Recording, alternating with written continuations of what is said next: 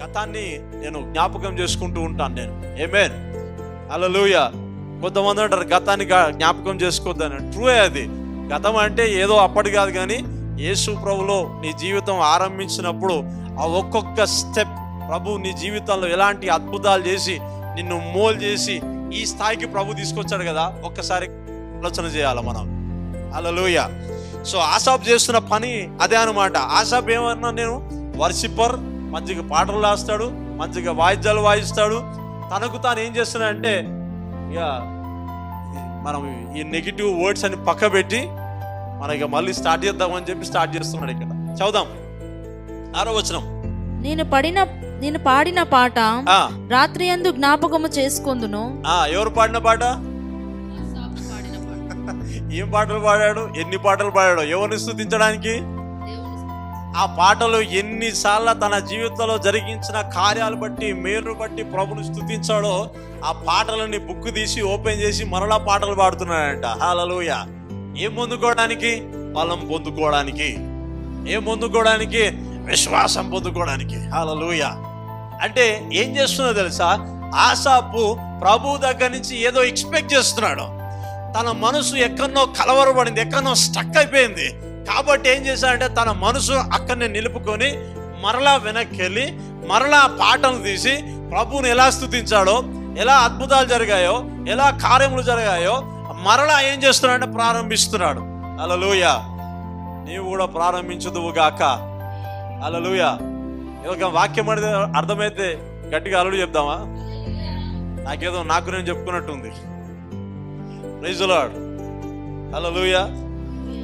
Okay, ఏం చేయాలి తెలుసా? కొంచెం మనం మార్చుకోవాలా.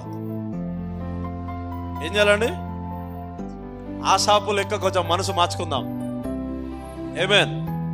రాత్రి యందు జ్ఞాపకం చేసుకొందును, హృదయమున ధ్యానించుకొందును.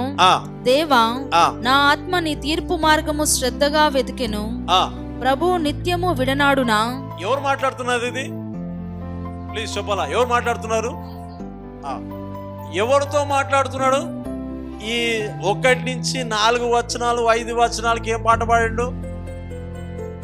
నేను భారంతో ఉన్నాను, నేను హెవీతో ఉన్నాను, నేను కష్టాల్లో ఉన్నాను, నా వల్ల అవ్వట్లే అని పలికిన వ్యక్తే ఎలా ఫీల్ అవుతున్నాడంటే, దేవుడు నాకు దూరముగా ఉన్నాడు, దేవుడు నాకు జవాబు ఇవ్వట్లేదు, నా వల్ల అవ్వట్లేదు అని పలికిన వ్యక్తి 7వ వచనంకి వచ్చాక ఏమంటున్నాడు? ఎవరితో మాట్లాడుతున్నాడు? ఫినిష్. దేవునికి స్తోత్రం. ఎవరితోని? ఎవరు లేరు అక్కడ. తనతో మాట్లాడుకుంటున్నాడు. దేవుడు నిత్యము విడాలన్న తనకు తాను తన మనసులో ఆలోచన చేస్తున్నాడు. దేవుడు విడుస్తాడా? లేదు లేదు. అప్పుడు ఎన్నిసార్లు నేను దేవుని ఎన్నిసార్లు విడిచి పోయినా కొద్దీ దేవుడు మరలా నా వెంబడొచ్చి మరలా నన్ను తీసుకొచ్చింది కదా. నో నో నో, దేవుడు అలా కాదు. దేవుడు మనస్తత్వం అలా కాదు. నా మనసు అలా ఉండొచ్చు కానీ దేవుడు అలాంటి వ్యక్తి కాదు. రియలైజింగ్ అంటారా, రిమెంబరింగ్ అంటారా దీన్ని? హల్లెలూయా. మీకు కూడా అలాంటి మనసు కలుగును గాక. నిజం, ఇది ఖచ్చితం. ఇది ఎందుకు తెలుసా?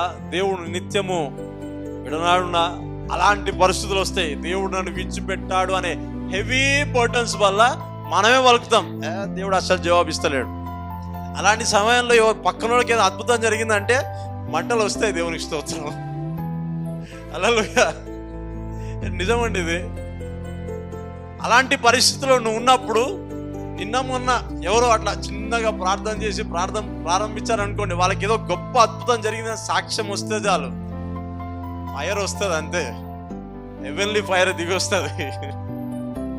రాత్రనగా పగలనగా నీ వైపు చూసి ప్రార్థన చేస్తున్న ఒక్క జవాబు నాకు ఇవ్వలేదు. సింపుల్, జరిగిపోయింది అది. అవునా? కానీ ఏమంటో తెలుసా?